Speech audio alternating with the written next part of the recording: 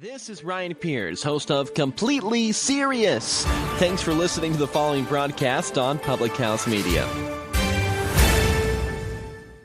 This is Rachel Mullins, host of #NoFilterFriday here on Public House Media. Thanks for listening to the following broadcast on Public House Media. Once you're done with this episode, I hope you'll come check out my new show, #NoFilterFriday, where we talk about all of the sexual misconduct allegations swirling around Hollywood. A new show drops every Friday at 8:30 Pacific Standard Time. Don't forget to subscribe on iTunes so you'll never miss an episode of #NoFilterFriday. Thanks again for checking out the following broadcast on Public House Media.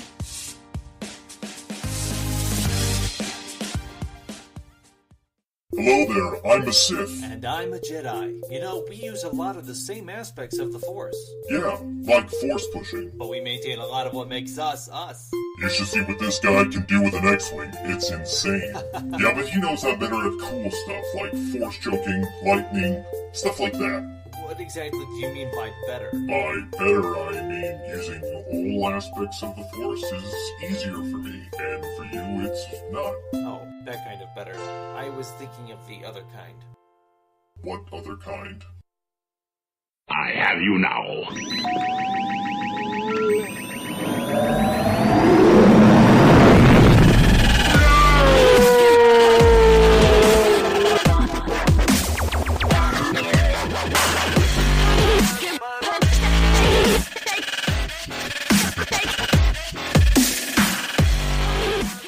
Welcome back to another exciting edition of Podcast, A Star Wars Story. We are your hosts, Ezekiel Drews and Danny Domer. And welcome back to our third part of our series talking about the Force. So today, Danny and I are going to talk about wrapping up basically the way that the Force has been achieved in its exploration and evolution for the original trilogy, the prequel trilogy, and the sequel trilogy. And then we're going to talk a little bit about where we think the Force is going to be going, what we can expect to see from our own personal opinions. First, what we'd like to do, Danny, I know you've got the fun fan fact. Why don't you lay me out with it? Sure. So we've all seen A New Hope, and we know that when the stormtroopers go after the droids in the Death Star, one of the stormtrooper bonks his head on the door when it opens up. Well, to the best of my knowledge, is that when George Lucas filmed Attack of the Clones, he had Jango Fett also bonk his head when he was getting up and onto the flying away Slave One. So as kind of paying homage to that one lone stormtrooper that everybody knows as just being clumsy. Oh my gosh. Oh man. Do you know if they did that on purpose or was it an accident for the original one? I think it must have been an accident, or they were just playing off the fact that nobody can see out of those helmets. So that could have been that too. I think it would be funny if the reason for that would be like if in the prequel trilogy, if Obi-Wan had used the Force to knock Jango's head back. that would be pretty good, actually. Yeah.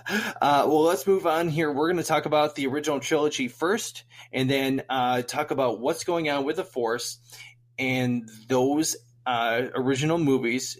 And so in A New Hope, I know that we had seen kind of a few different Force powers. The first one that we see is actually from Darth Vader choking somebody, which is kind of interesting, a little bit darker, because the guy's grabbing his throat. Everyone's wondering what's going on. So that's the first real exposure to the Force that we have, and it's not clearly explained at that point.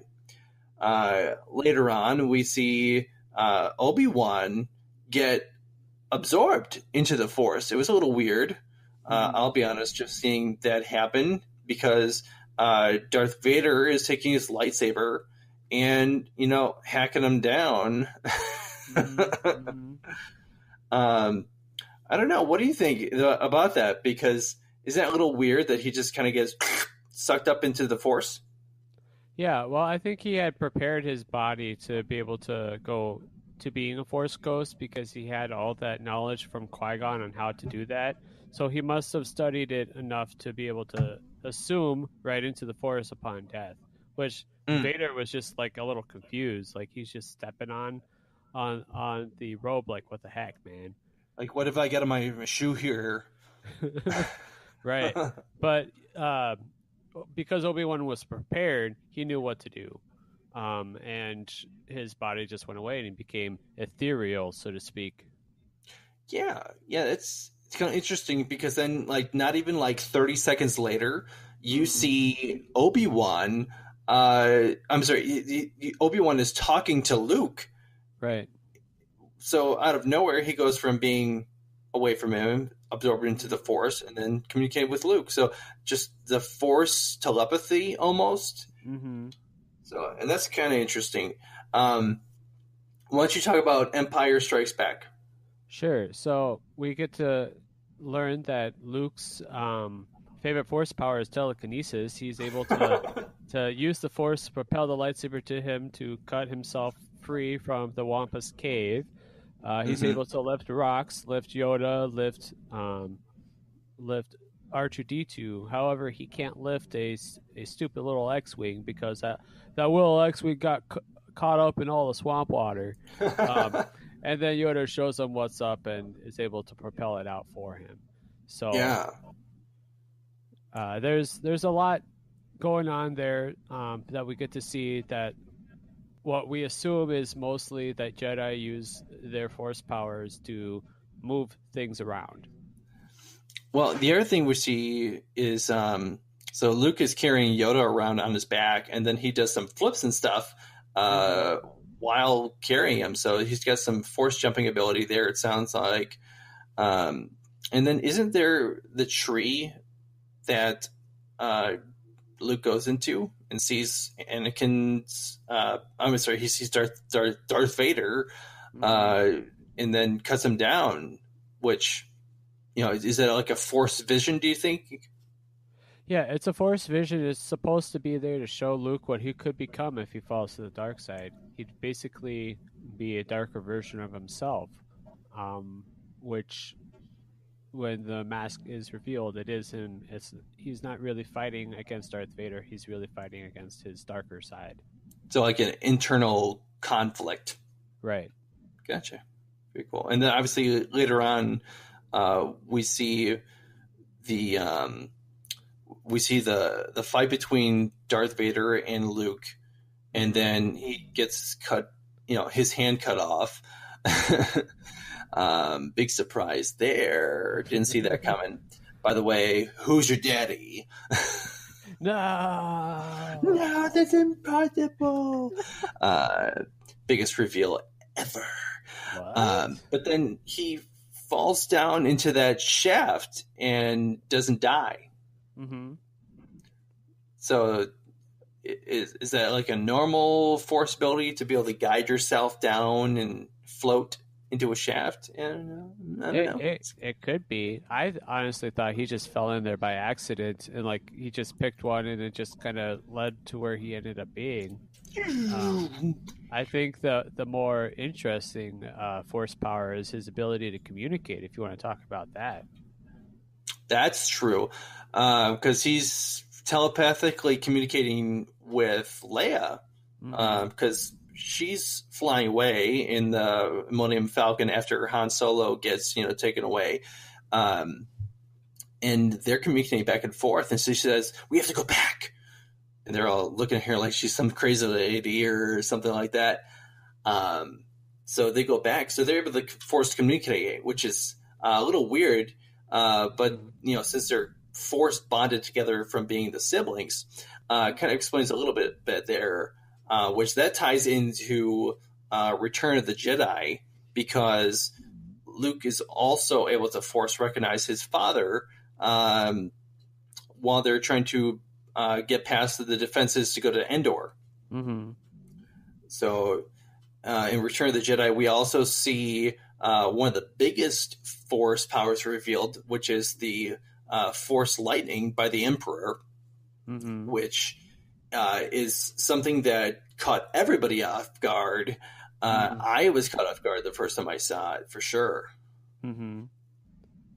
Yeah, it seems to be a dark side power that we don't know too much about till we get into the prequels.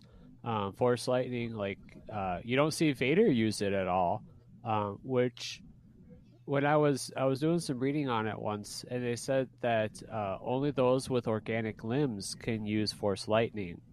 Now I don't Doesn't he know. have? He has one limb that's organic. I thought. No, that got cut off when he got burned up in Mustafar. Oh, that's right. Mm-hmm. Yeah, that's interesting. So in the original trilogy, I'm sorry, in the prequel trilogy, we do end up seeing the Force lightning again being used against Mace Windu in Revenge of the Sith. Right. And that's so anyone who hasn't seen Star Wars and goes through, that's technically the first time that they see it. Right. But speaking of the prequel trilogy, so we see a couple of different things, force powers wise, displayed by Qui-Gon Jinn with the future perception. So like a sort of somewhat accurate version of fortune telling, and then. What does Obi-Wan like to do with the Force? It's my personal, not so humble opinion that Obi-Wan likes to open doors. Yeah, every time you see him turn somewhere, he's always opening the door. He's being friendly with mechanical doors or something. I don't know, but he seems to get along with doors quite well. They open for him. He knows the passcode. It's always the Force. Right. Yeah, he knows all the secret codes and the passphrases to all the boys in the yard, so to speak. You know what? I was just thinking about this. Is that so? When we get into Attack of the Clones, we do actually see Force lightning from Count Dooku. Mm-hmm. So he actually displays the Force lightning first, and that way it's not such a big surprise that exists from Emperor Palpatine in the third movie.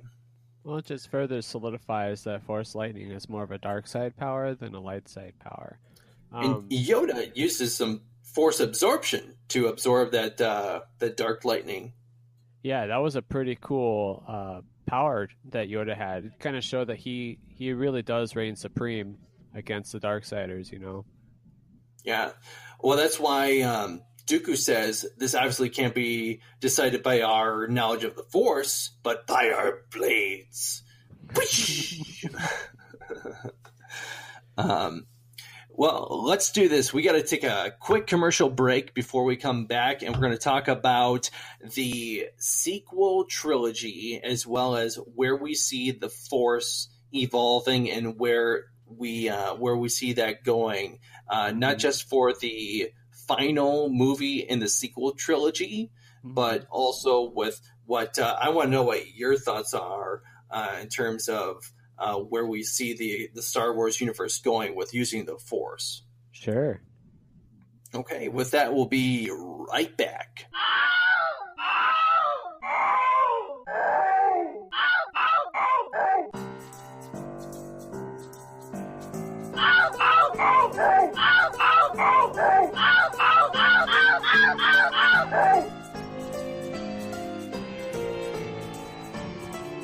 Yao Mix comes in 3 trilogy varieties: original, prequel, and sequel series. Each one bursting with fresh and different ideas that people love to disagree on.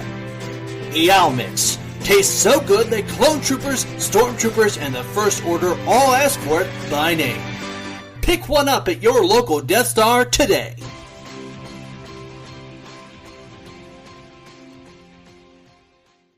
And we're back.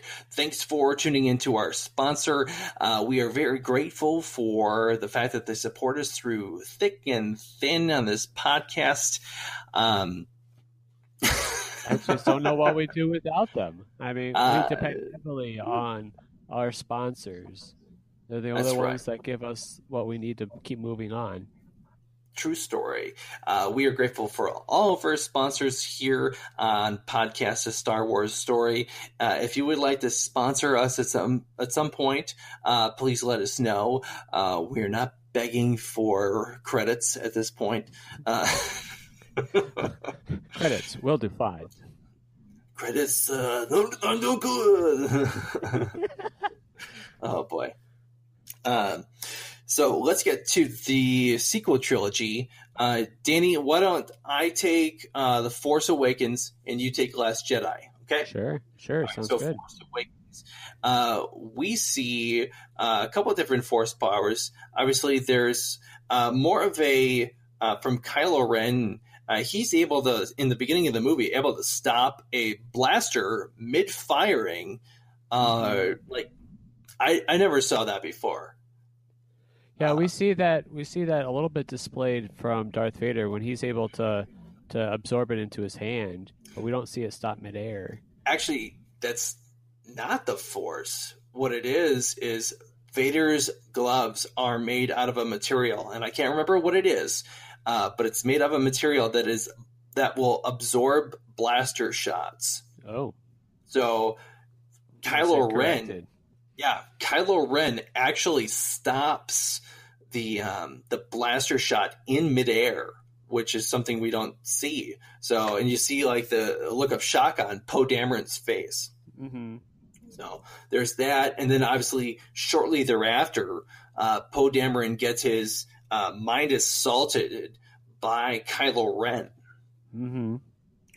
The information is being forcibly dragged out for where the information he's looking for where Luke Skywalker is located. Mm-hmm.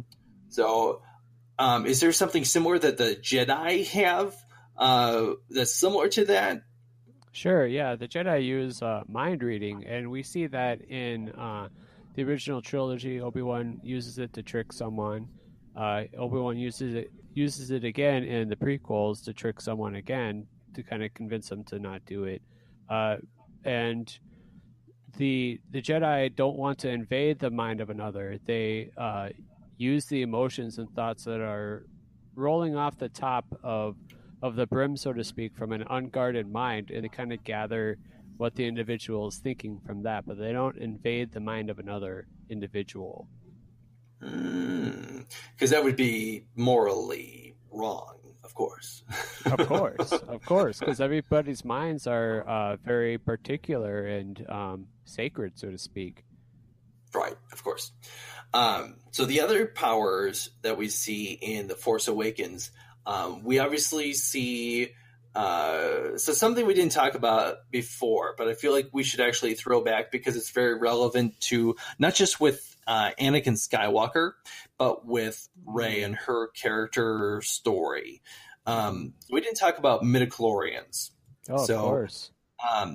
What midichlorians are, if I understand correctly, they are a living thing that exists within each of us. Is that right? More or less, they are the physical manifestation of the Force. Yes. And then what's the purpose of them? Sure. So they can be measured to find out how sensitive someone is to accessing Force powers. With Anakin being the greatest that any Jedi has ever had, off the charts, over 20,000. It's really important that midichlorians exist as far as the prequels are concerned, because it just shows how much potential Anakin has and how powerful Luke and Leia can end up being if they keep going down their paths. And the fact that they aren't discussed any further than that is that we were talking a little while ago, and you said that they didn't have the technology to be able to do that. Well, if you're looking at like in the sequel trilogies, so the difference between where Rey is and where Anakin was back, decades ago at that point. So they had all the technology on Coruscant, Well, Right. none of the Jedi exist at this point other than Luke and Leia. And so who's going to test Rey's midichlorian count? Nobody. So the fact that it's never mentioned again isn't necessarily that it's not relevant. It's just that nobody knows about it anymore in the known universe. Mm-hmm. So, because otherwise, Luke does speak about Ben saying that. I'm sorry, I don't want to steal your thunder, but it's relevant for The Last Jedi. Sure. So why don't you talk about that? Because I think it's relevant about that quote because it ties directly into what should be a conversation about midichlorians. Oh gosh, you're gonna have to make me think. Oh. The raw power comment that Luke makes that he's never right, seen that before. Right. Yeah, he's never seen that before in anyone other than Ben. And well, if Ben has the bloodline of Anakin Skywalker, then he's going to be super powerful too. Now, Ben was more balanced than Anakin or Luke were. And Rey is super balanced as well. So if you're balanced, maybe your midi-chlorian count is even higher than a Vader or Anakin or Luke. You think Rey is balanced? Well, she's more balanced because she was able to resist the dark side temptations, and you think she resists? I'm like rooting for her to become a dark Jedi at this point. Of course you are, because you're a dark Jedi to begin with. I'm a Sith, and yeah, see, you're a piece of Sith. That's what you are, you know. Oh, look, I understand you're upset about what happened to Brett last episode, but look, all I asked you for was just to give me some alcoholic wipes. You didn't have to get the garbage bags, okay? Well, you know, I really cared about the man. He was a great mentor. And even though I will become a greater Jedi than he ever saw, I still feel bad for him. Oh my goodness! But it's super important that that Rey stays balanced. She doesn't fall to the dark side because she's the counterpart to Kylo Ren, who is more focused on the dark side but has some light side tendencies. And because they're both powerful in their own rights, I would imagine their midichlorian counts are probably higher than Luke's, to be honest, because he's not very well balanced. Well, he also turned himself off to the Force too. Well, just because you turn yourself off to the Force doesn't mean that you don't have a high midichlorian count, because that is actually that turning off to the Force is actually a nod to the expanded universe when Jedi could actually do that. Which I thought was really cool. But I really think Rey does demonstrate that she is pretty powerful in her own right. Speaking of super powerful Force users, Snoke has that ability to bridge a connection between Rey and Kylo Ren. Mm-hmm. So what's the deal with that? Snoke is a lot more powerful than a lot of people have given him credit for, because he's able to bridge that connection. We see Luke project himself onto another planet, and he pays the price because he ends up assuming into the Force. But Snoke can just do it at will. He's able to manipulate Kylo Ren. He's able to manipulate Rey, and his point is not to find Luke. At this point, he doesn't care. He's more interested in just getting Rey, and so that he can bring Kylo Ren back into focus. But yeah, the fact that he's able to do that just shows how powerful Snoke really is. Makes me wonder what his real backstory is. Maybe he's Darth Plagueis, the not so wise at this point. Yeah, get killed twice. That suck. Yeah, who knows? But so there's another big point that I want to make sure we talk about. Actually, there's two. The first one is about Carrie Fisher. Sure. So go ahead. Yeah, I'll take the point on that. Carrie Fisher's Leia was pretty powerful too. She must have learned something from Luke. You can't not be related to a Jedi and not pick up a thing or two. You know, if I was related, if my brother was a Jedi, then I would learn a thing or two from him. Just so much that Leia did learn from Luke. So the fact that she's able to propel herself back toward the Rebel cruiser, maybe she's not so much propelling herself, but dragging dragging the ship to her or dragging herself to the ship. And even Not a force jet. well, you know, maybe that's the faster way people get around back in those times. But I think Leia's use of the Force is pretty powerful in her own right. Yeah, she would have been a great mentor, like from a female aspect for a female Jedi to relate with. So it's kind of a tragedy. Well, it is a tragedy, obviously, that Carrie Fisher is lost. But it would have been something that would have added a whole nother dynamic to that relationship, really. Mm-hmm. Why don't we also talk about, there's one more big force power that's, and you know what I'm talking about. It's Yoda. Yes, Yoda is the most powerful Force user we've seen yet. If you don't count expanded universe material, Yoda is able to manipulate weather events to call down lightning to destroy a tree that probably should have been destroyed millennia before, but nobody thought of it at the time.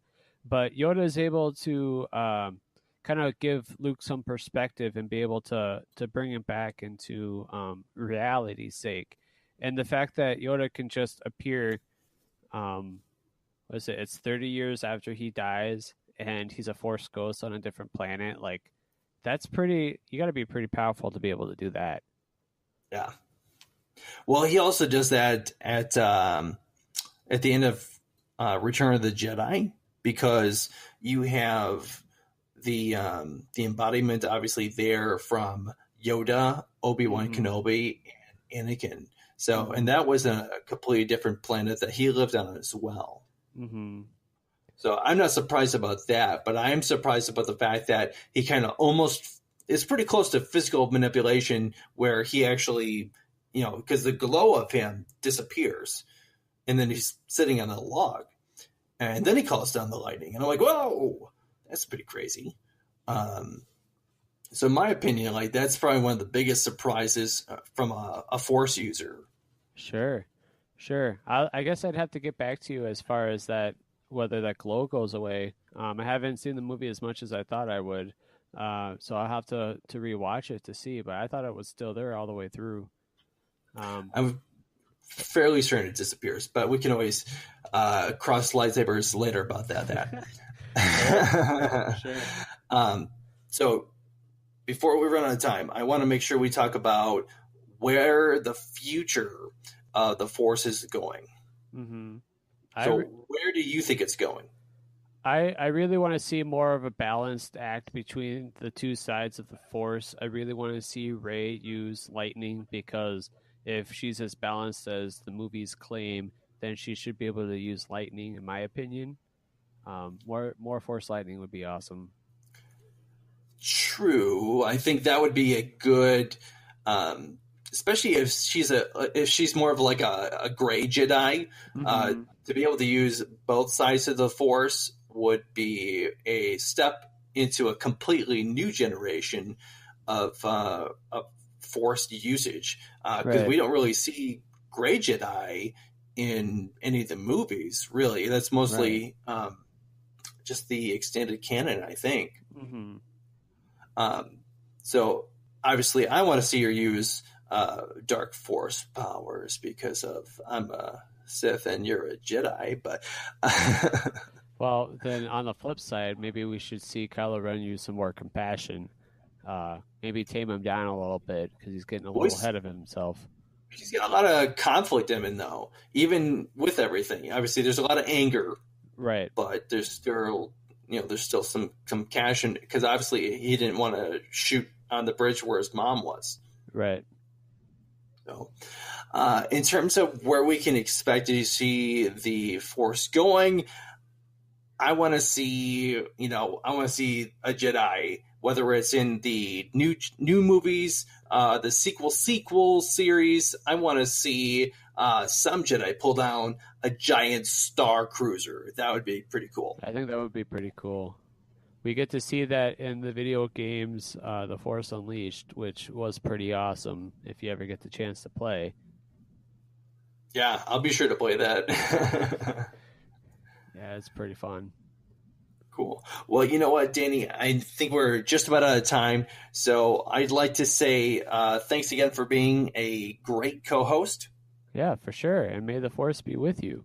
And you too, buddy. Couple things for everyone who would like to follow us. We have a Twitter. It is at Star Wars Podcast. And we have a Facebook page if you would like to follow us. We are on facebook.com/podcast a Star Wars story. If you'd like to leave a message for us there, comment, let us know.